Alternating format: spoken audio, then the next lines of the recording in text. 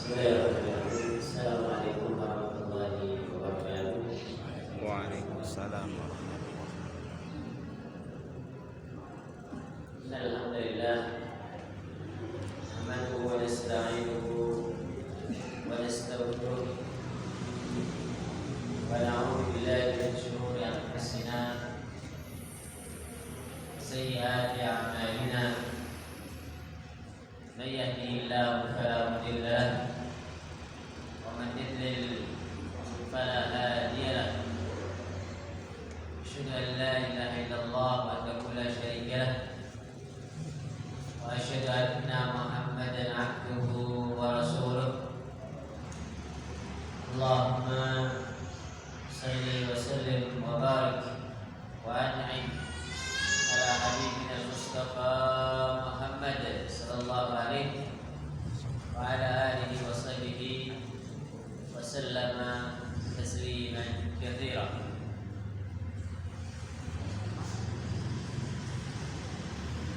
Qala Allah jalla thana'uhu ya ayyuhalladzina amanu taqullaha haqqa tuqatih wa la tamutunna illa wa antum muslimun. Wa qala ya ayyuhan nas ittaqu rabbakum alladzi khalaqakum min nafsin wahidah wa khalaqa minha zawjaha wa batha minhuma rijalan katsiran wa nisaa. Wattaqullaha alladzi tasaaluna bihi wal arham innallaha kana 'alaykum raqiba. Amma ba'du fa inna asdaqal hadithi kitabullah wa khairal huda huda nabiyyina Muhammadin sallallahu alaihi wasallam wa syarrul umur muhdatsatuha fa inna kulla muhdatsatin fid dini bid'ah. Kepada akhwat azza Allah wa iyyakum.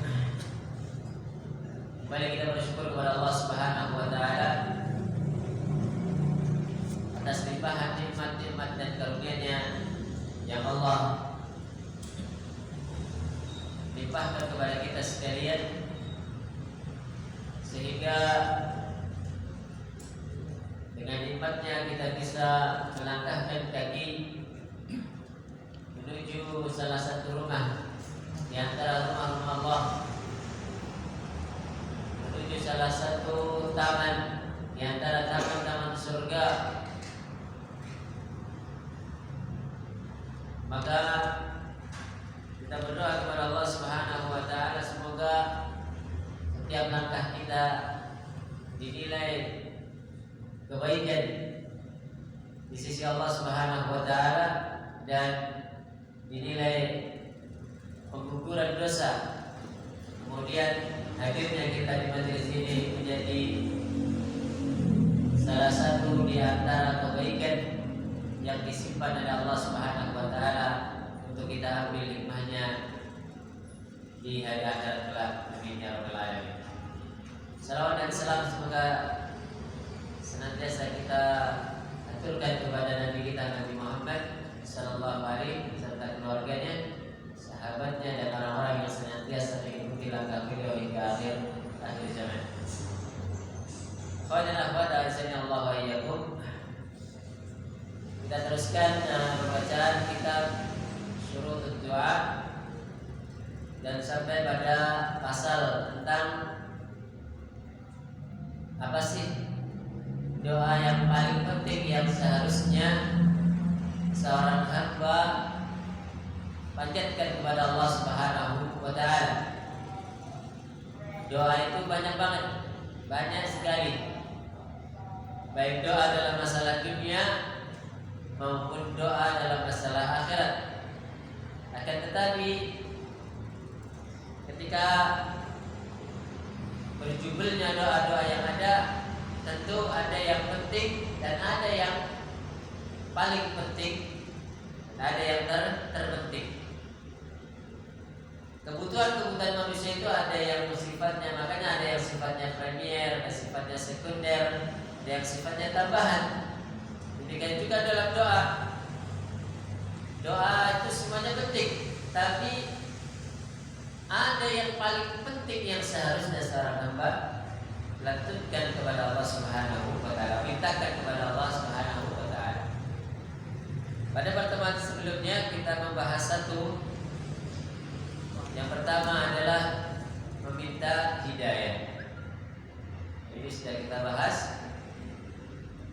Masuk kepada poin yang kedua, di antara doa atau permintaan yang paling penting yang harus kita mintakan kepada Allah Subhanahu wa taala, kita mohonkan kepada Allah Subhanahu wa taala adalah su'alullahi maghfiratan dzunub.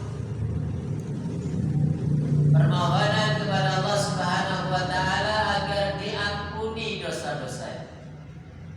Agar diampuni dosa-dosa. Bahwa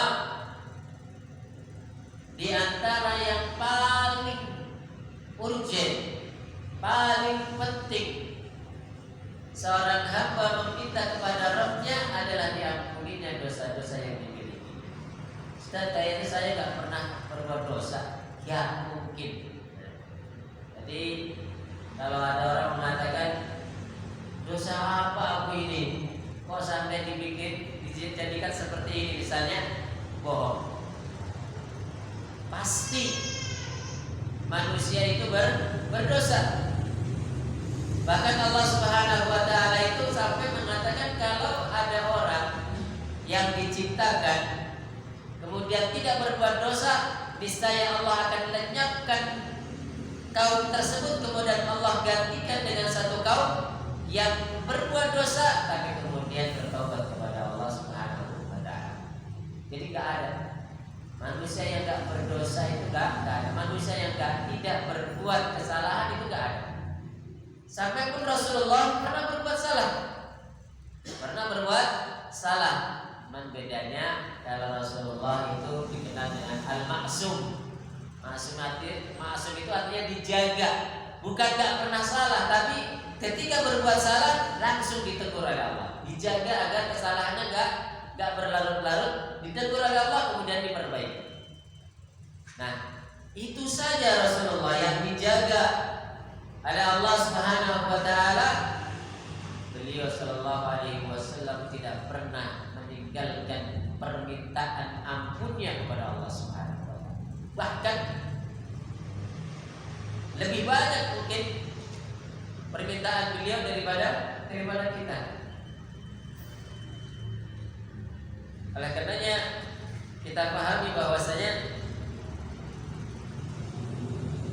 al-insan mahallul khata' wal nisyan. Al-insan mahallul khata' wal nisyan. Manusia itu ya tempatnya salah, tempatnya lupa. Wal 'abdu muhtajun ila al-istighfar min adz-dzunub. Seorang hamba pasti membutuhkan, sangat penting, sangat membutuhkan, sangat memerlukan untuk meminta ampun dari segala dosa-dosa yang dia lakukan. Wa talaba maghfirata dzunubihi min Allah taala, dan minta agar kesalahan-kesalahannya diampuni oleh Allah Subhanahu wa taala. Li'annahu yukhti'u bil-laili wan-nahar.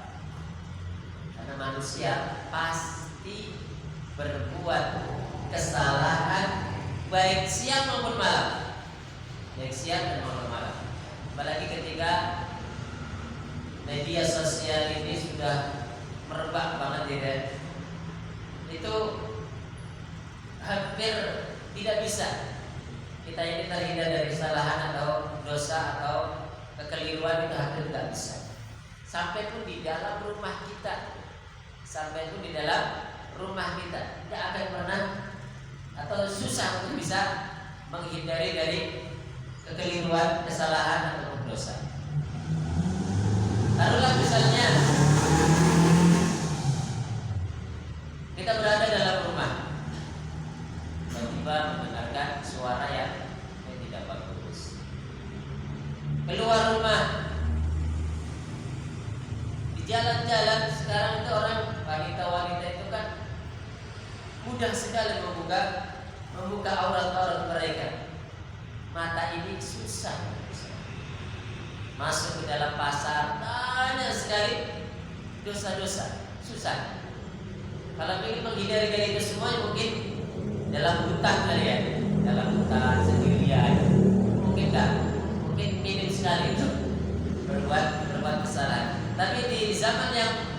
biasa ini, maka tingkat kesalahan dan tingkat kekeliruan dosa yang dilakukan manusia itu rentan banget, amat sangat rentan sekali.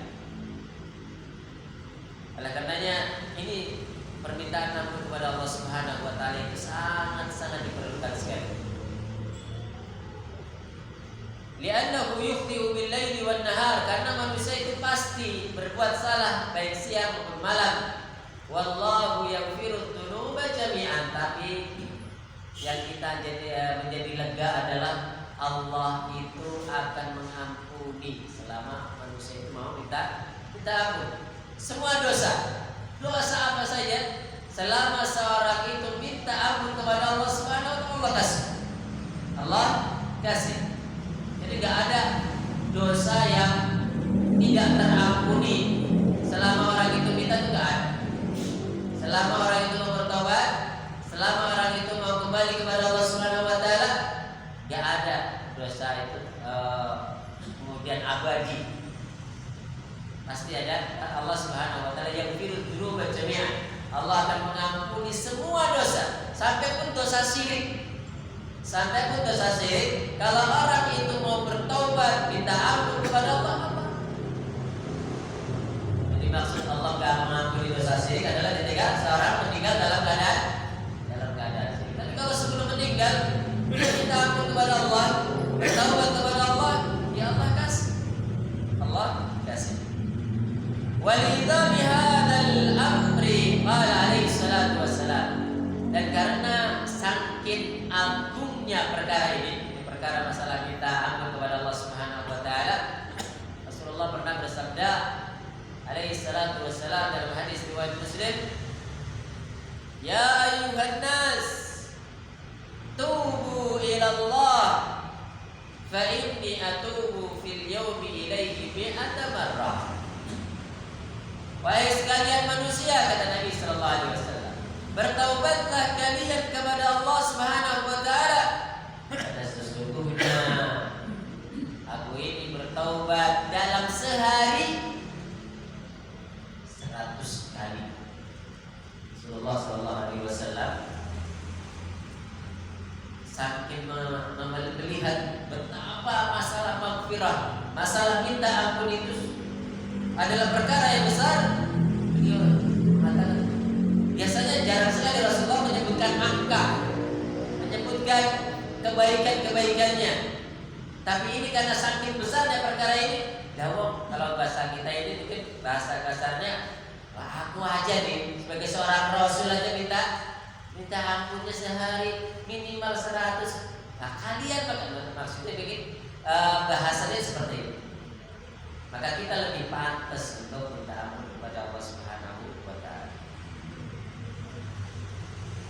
Dalam riwayat lain lafaz Nasai, beliau juga mengatakan, ya ayyuhan nas tubu ilallahi wastaghfiruh. Wahai sekalian manusia, bertaubatlah kepada Allah Subhanahu wa taala dan mintalah ampun kepadanya. Fa inni atubu ilallah wa astaghfiruh. Karena sesungguhnya aku bertaubat kepadanya dan meminta ampun kepadanya kulla yaumin, setiap harinya. Berapa? Mi'ata marrah, 100 kali, atau aktsara min mi'ati marrah, atau bahkan lebih dari 100. Atau bahkan lebih dari itu. Hadis riwayat An-Nasai ada tambahan, kalau tadi aku bertaubat, ini tambah taubat juga minta ampun. Nanti akan kita jelaskan apa sih makna ketika kita bilang astagfirullah wa atubu ilaih. Jadi ada istighfar, ada taubat. Ada istighfar, ada taubat. Kemudian hadis yang lain dari Ibnu Umar radhiyallahu taala anhuma, dia mengatakan, inna kunna la na'uddu li Rasulillah sallallahu alaihi wasallam fil majlisil wahid mi'ata marrah yaqul rabbi ighfirli wa tub alayya innaka antat tawwabur rahim. Ibnu Umar, anaknya Umar radhiyallahu taala, Ibnu Umar radhiyallahu taala anhuma,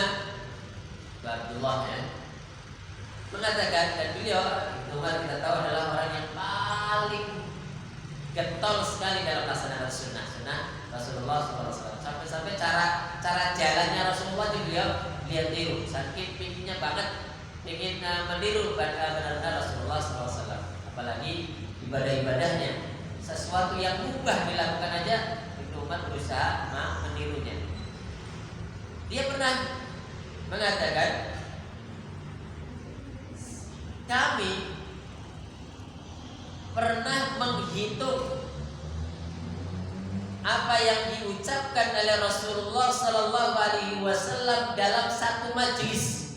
Jadi salah sekali duduk, Rasulullah pernah sekali duduk, beliau mengatakan kalimat Rabbighfirli wa tub alayya innaka antat tawwabur rahim. Rabbighfirli wa tub alayya innaka antat tawwabur rahim. Sekali majlis, sekali duduk. Nah, ini berarti yang beliau katakan bahwa saya bertaubat dan beristighfar kepada Allah lebih dari 100 bisa jadi. Karena ini sekali duduk aja beliau sampai 100 kali. Nah, kadang-kadang kita ini terlalu satu minggu baru istighfar misalnya. Nah, makanya kan di antara sunnah itu kan zikir pagi dan petang itu kan ada istighfar ya. Ada kalimat astagfirullah wa atubu ilaih 100 kali diucapkan pagi hari ya. Ucapkan pagi hari setiap hari itu ada zikir pagi petang yang salah satunya adalah 100 kali mengucapkan astagfirullah wa atubu ilaih. Ini Rasulullah pernah dalam sekali jelis, sekali duduk mengucapkan 100 kali kalimat Rabbighfirli wa tub alayya innaka antat tawwabur rahim. Gampang ya dihafalin. Rabbighfirli wa tub alayya innaka antat tawwabur rahim. Rabbighfirli, ya Allah ampuni dosaku, wa tub alayya, aku bertaubat kepadamu, terimalah taubatku.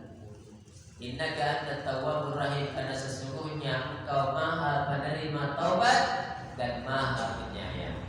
Maha Rabbighfirli wa tub alayya innaka antat tawwabur rahim. Nah, ini jadikanlah zikir seharian. Barangkali mungkin kita saat mengendarai kendaraan, atau saat duduk-duduk sendirian, atau saat luang di samping mungkin mendengarkan kajian-kajian, kita berzikir bisa dengan zikir-zikir meminta ampun kepada Allah Subhanahu wa taala. Dan Rasulullah SAW juga pernah mengatakan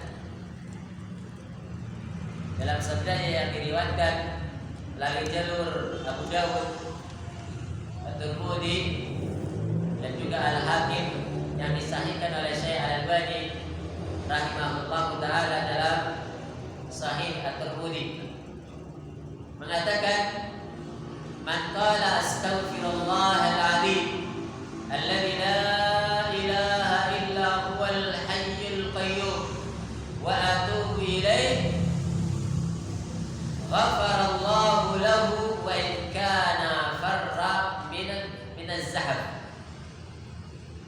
Kata Nabi SAW, barang siapa yang mengucapkan kalimat astaghfirullahal azim alladzi la ilaha illa huwal hayyul qayyum wa atubu ilaih. Kalimatnya astaghfirullahal azim alladzi la ilaha illa huwal hayyul qayyum wa atubu ilaih. Maka Allah pasti akan ampuni dosanya meskipun dia pernah lari dari medan perang. Ini salah satu di antara dosa besar. Salah satu di antara dosa besar adalah ketika seorang lari dari medan peperangan, bukan untuk mengatur siasat, tapi karena ketakutan, lari dari musuh, kabur dari musuh. Itu termasuk dosa besar yang pelakunya diancam neraka. Tapi ketika seseorang mengucapkan astaghfirullah alladzi la ilaha illa huwa al-hayyul qayyum wa atubu ilaih. Coba ini dipraktekkan ketika kita baru melakukan suatu dosa gitu ya.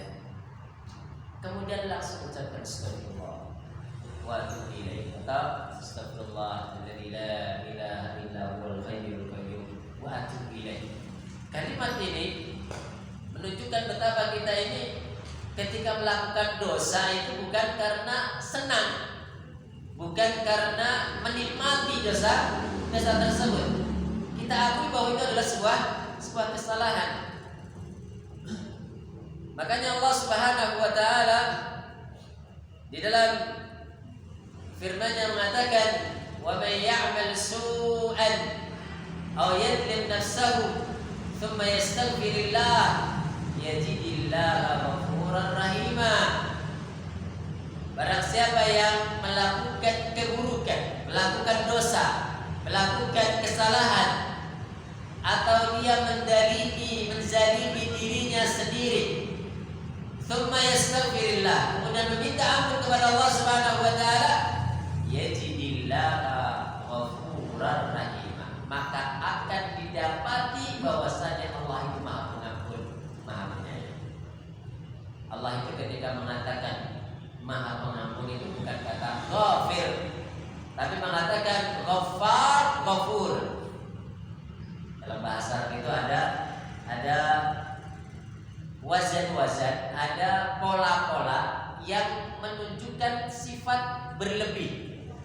Kalau dalam bahasa Indonesia itu ada kalimat hiperbola, kalimat yang maknanya lebih. Ghafir itu artinya mengampuni. Tapi kalau suka mengampuni, tukang mengampuni, banyak mengampuni, itu dengan wazan fa'al atau fa'ul. Misalnya makan bahasa Arabnya apa makan? Akala.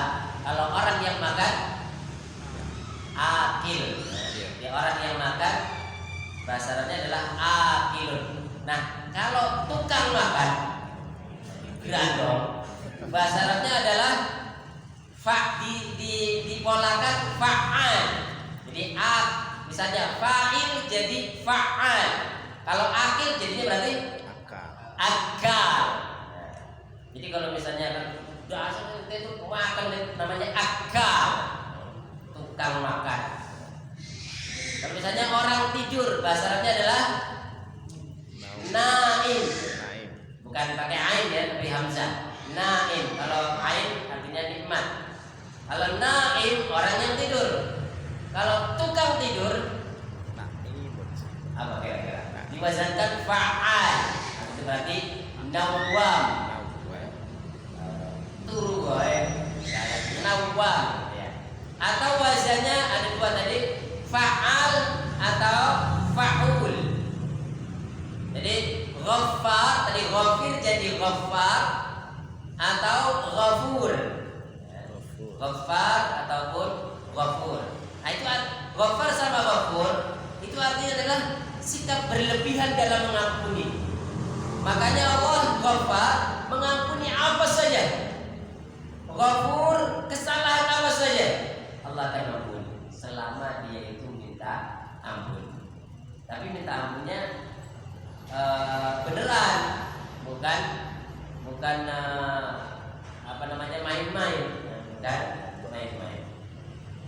Nah, itu jadi boleh orang tukang makan itu dalam bahasa Arab bisa akalun atau akulun, akalun atau akulun. Hanya orang malas itu kan kaslan, tapi kalau pemalas benar-benar malas itu namanya kasul. Kenapa dalam Indonesia ada istilah kasur? Kasur itu karena memang bikin malas, bikin orang katanya bikinnya rebahan aja gitu. Nah, kalimat-kalimat jadi bahasa Arab itu luar biasa. Dalam kadang-kadang kalimat yang tidak bisa dimaknai dalam bahasa Indonesia. Saking luar biasanya perkataan. Makanya Allah memilih Al-Quran dengan bahasa Arab itu karena nggak ada bahasa yang sehebat bahasa Arab. Oleh karenanya kan orang-orang orientalis atau orang-orang westernis dan orang-orang non-muslim itu berusaha untuk agar orang benci sama bahasa Arab sekarang, sehingga kadang-kadang istilah-istilah Arab berusaha dihilangkan. Masa sholat jadi salah? Sekarang kan bahasanya ya luar biasa, dirubah-rubah biar orang itu terhindar dari bahasa Arab. Padahal nggak ada bahasa di dunia ini yang seunggul dengan bahasa Arab. Nah, bahasa Arab.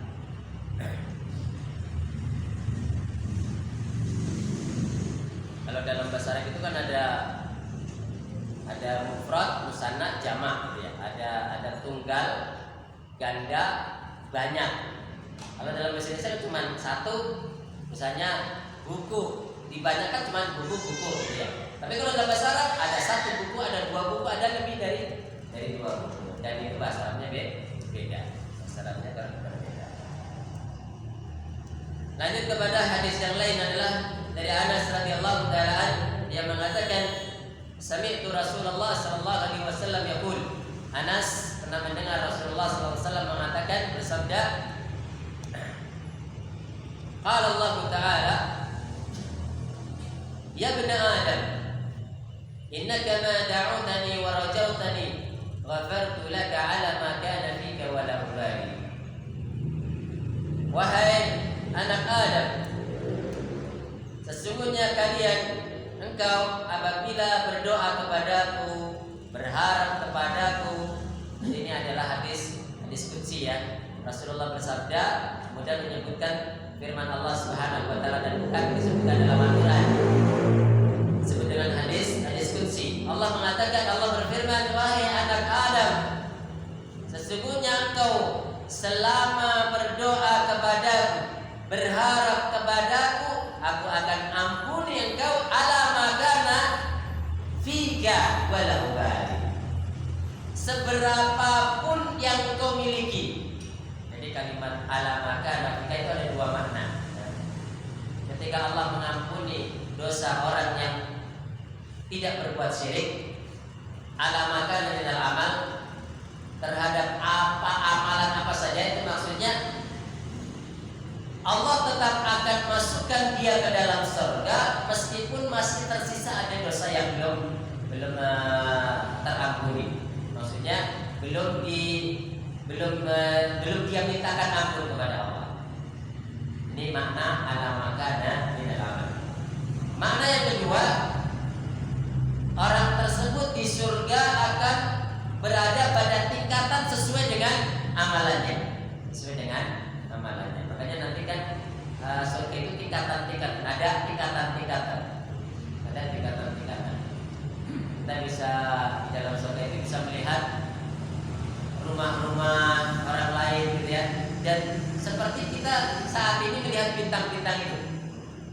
Jadi bintang yang kita lihat di langit itu nanti di surga itu adalah rumah-rumah kaum muslimin. Rumah-rumah kaum muslimin. Di sana tingkatan orang yang begini. Ya. Mudah-mudahan kita mendapatkan tingkatan yang sangat agung sekali. Dan salah satu dan kalau di dalam kalau misalnya dalam hadis ataupun Al-Quran ataupun dalil-dalil yang menyebutkan kata rumah di surga, jangan bayangkan rumah-rumah yang ada di dunia.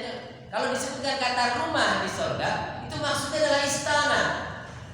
Jadi nggak ada bandingannya.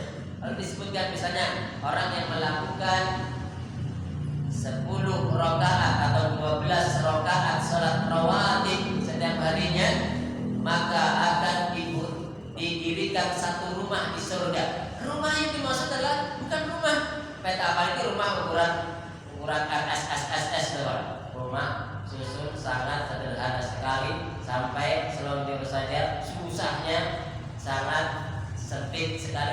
Bukan, kalau disebutkan kata rumah di surga, itu maksudnya adalah istana. Kalau kita istana negara belum ada apa-apanya. Istana apa itu nggak ada apa-apanya. Maka banyak-banyak kita mendirikan rumah. Banyak-banyak mendirikan rumah. Orang yang mengkafil anak yatim, orang yang sholat rawatibnya lengkap, itu kan termasuk di antara orang-orang yang mendapatkan istana di surga kelak. Walau bali, Allah katakan, aku akan ampuni dosa apapun dan aku tidak peduli. Ya bani Adam, lau balagta dzunubaka anana as-sama'i thumma astaghfartani ghafartu laka walau bali. Wahai anak Adam, seandainya dosa kalian mencapai puncak langit, saking banyaknya ini ya. Padahal kita tahu bumi sama langit kan bandingannya sangat jauh sekali. Perbandingan antara bumi dengan langit, satu langit ya. Jadi langit itu kan ada 7 gitu ya. Jadi perbandingan antara bumi dengan langit itu seperti seorang melemparkan cincin di padang pasir. Jadi melemparkan cincin makanya angkasa itu sangat luas sekali. Sangat luas sekali. Seandainya ada orang berbuat dosa dan dosanya sampai ke puncak langit, saking besarnya, kemudian dia meminta ampun kepada aku, maka Allah bilang, aku akan ampuni dia, walau bali, aku nggak peduli apa kata orang. Ya bani Adam, lau ataitani bi qurabil ardi khataya, wahai anak Adam, seandainya kau datang kepadaku dengan dosa sepenuh bumi, summa lakitani la tusriku bi syai'an, kemudian kamu bertemu kepadaku saat mati menjumpai aku dalam keadaan tidak melakukan kesyirikan sedikit pun kepadaku, la ataituka bi qurabiha maghfirah, niscaya aku akan menemuimu ampunan semisalnya. Jadi artinya dosa seberapa pun yang dilakukan oleh seorang selama dia kembali kepada Allah akan Allah ampuni. Jadi di sini sering disebutkan kata istighfar berdampingan dengan taubat. Kata istighfar berdampingan dengan taubat. Apa maknanya? Fayakunul istighfar hina idin ibarat an talabil maghfirah bil lisan. Kalau seorang ketika mengatakan astaghfirullah wa atubu ilaih, ini ada dua maksud. Astaghfirullah wa atubu ilaih. Kalau bilang astaghfirullah itu berarti dia minta ampun dengan lisannya. Astaghfirullah berarti dia minta ampun kepada Allah dengan ucapannya. Ketika mengatakan wa atubu ilaih, maka dia ini adalah ibarat ungkapan seorang hendak mencabut kesalahan itu dari dirinya, dari hatinya, dari anggota badannya. Jadi ketika kita misalnya berbuat salah, kepada orang itu, misalnya menzalimi, alhamdulillah menzalimi seorang, lisannya mengatakan saya minta maaf ya. Ketika zalimnya berupa misalnya perampasan uang, kemudian dibalikan uangnya. Ini maksud astaghfirullah wa atubu ilaih. Ketika seorang misalnya berbuat dosa kepada Allah, melakukan kezaliman, maka dia mengucapkan ya Allah saya minta ampun. Kemudian dia berusaha untuk tidak kembali kepada dosa tersebut. Artinya menghilangkan dari dirinya, menghilangkan dari dirinya.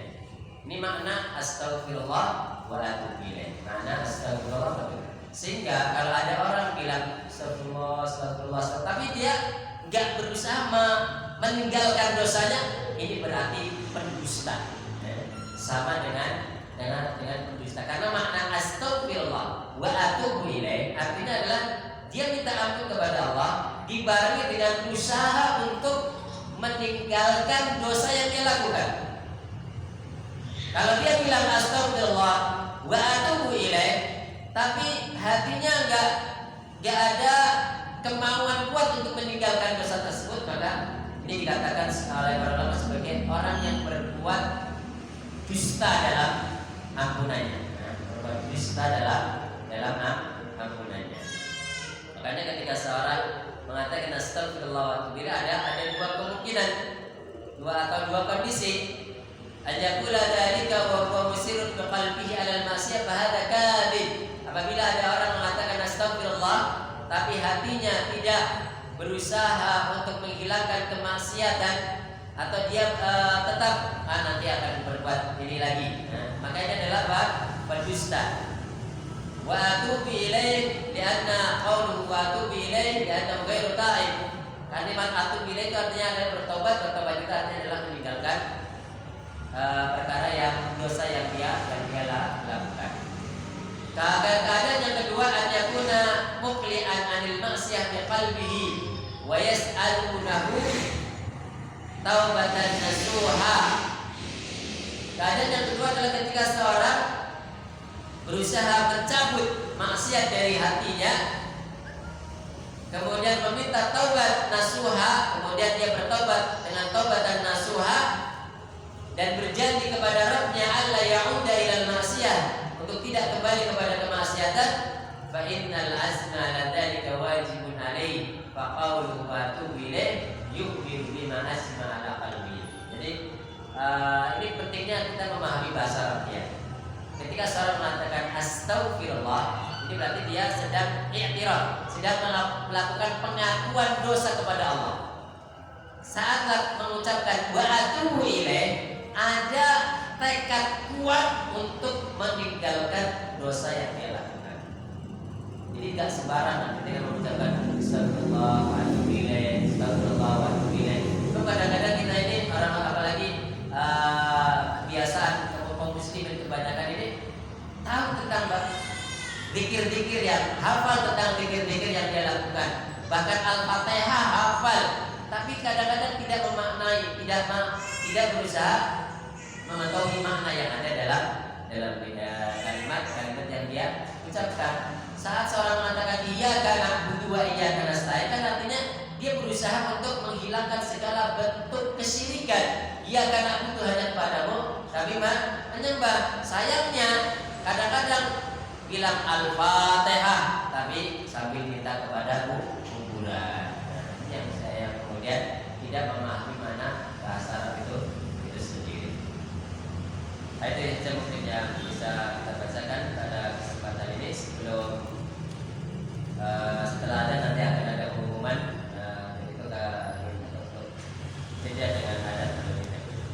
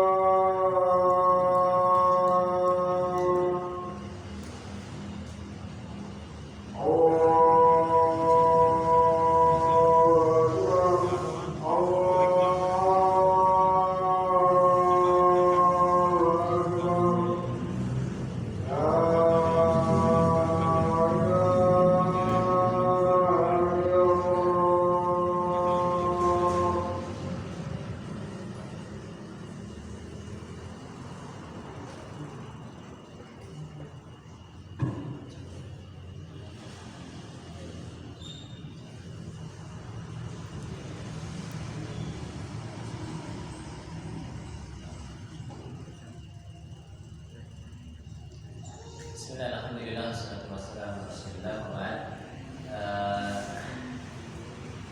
Ada satu faedah yang mungkin bisa kita ambil dari kisah seorang yang mendatangi seorang imam.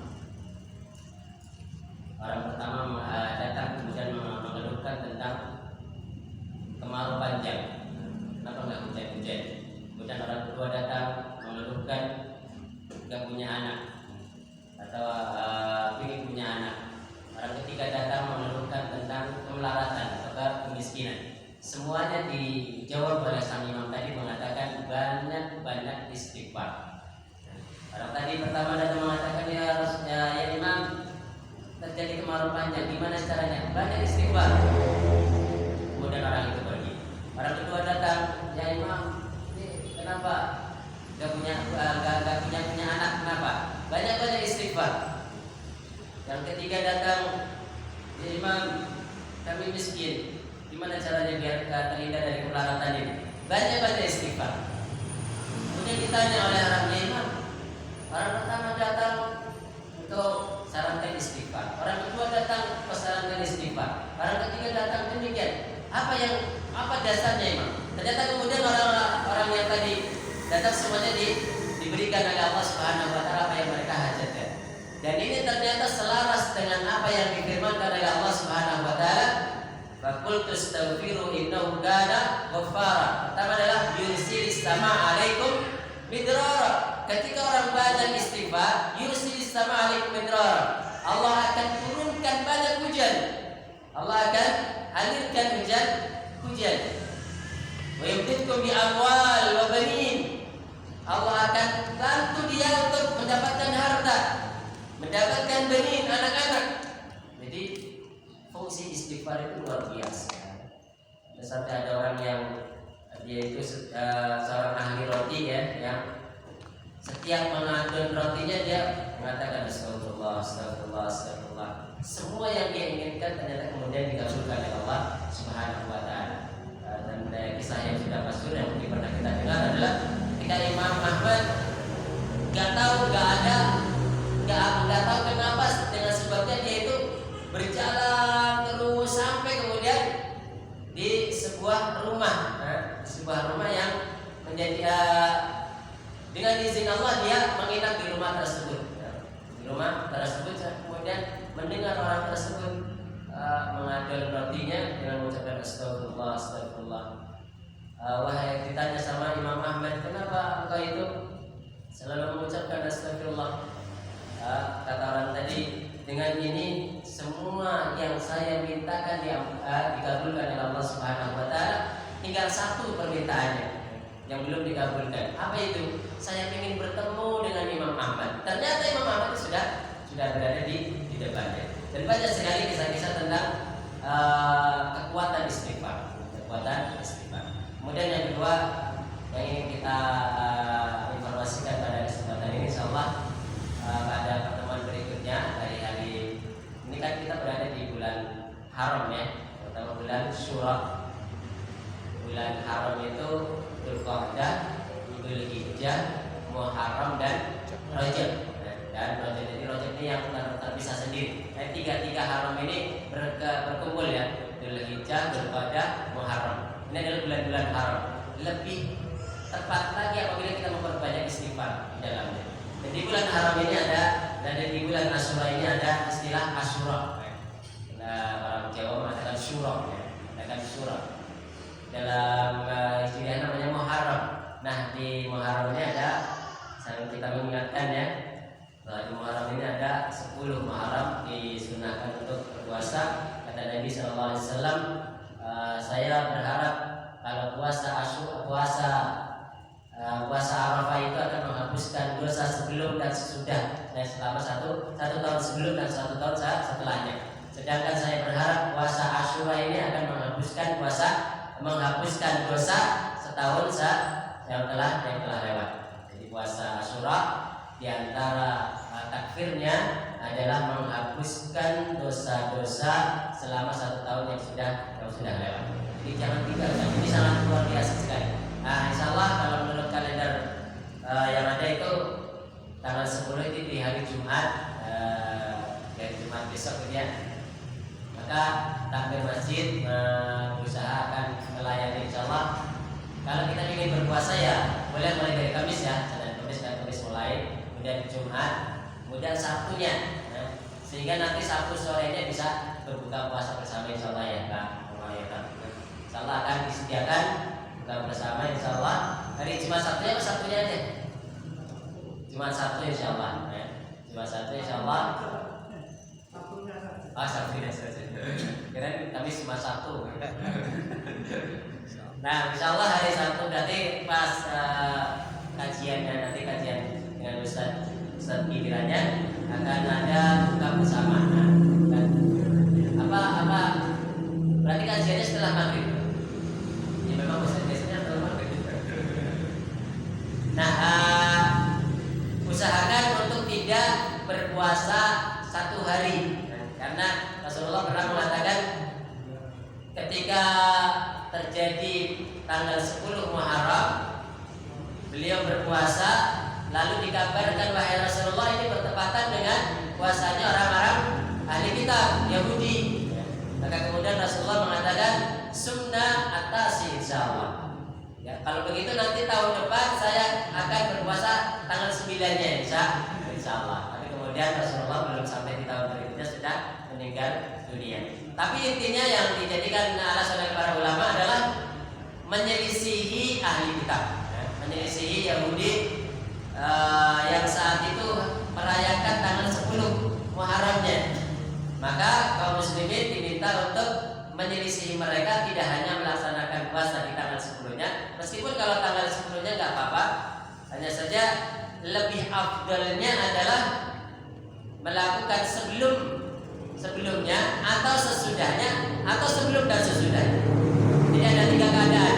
Boleh tanggal 9-10-nya, boleh 10-11-nya, atau boleh 9-10-11 Muharram. 9-10-11 Muharram. Apalagi dengan adanya perbedaan hisab ya, perbedaan hitungan, itu mungkin akan lebih selamat ketika kita melakukan puasanya di sebelum dan sesudahnya. Insyaallah taala jadi bisa datangnya menjelang maghrib ya, seperti biasa insyaallah taala akan mengundang para jamaah sekalian di hari Sabtunya, mungkin bisa sama keluarga para untuk bisa meramaikan puasa Asyura dan buka puasa bersama insyaallah taala. Itu mungkin yang bisa kita sampaikan pada kesempatan malam hari ini. Semoga Allah Subhanahu wa taala memberikan kemudahan pada diri kita untuk menjalankan syariat Allah dan kemudian menemui Allah dalam keadaan husnul khatimah. Amin ya rabbal alamin. Qul barihala astagfirullah wa lakum wa rahmatullahi wa barakatuh. Subhanallah wa bihamdihi asyhadu an la ilaha illa anta astaghfiruka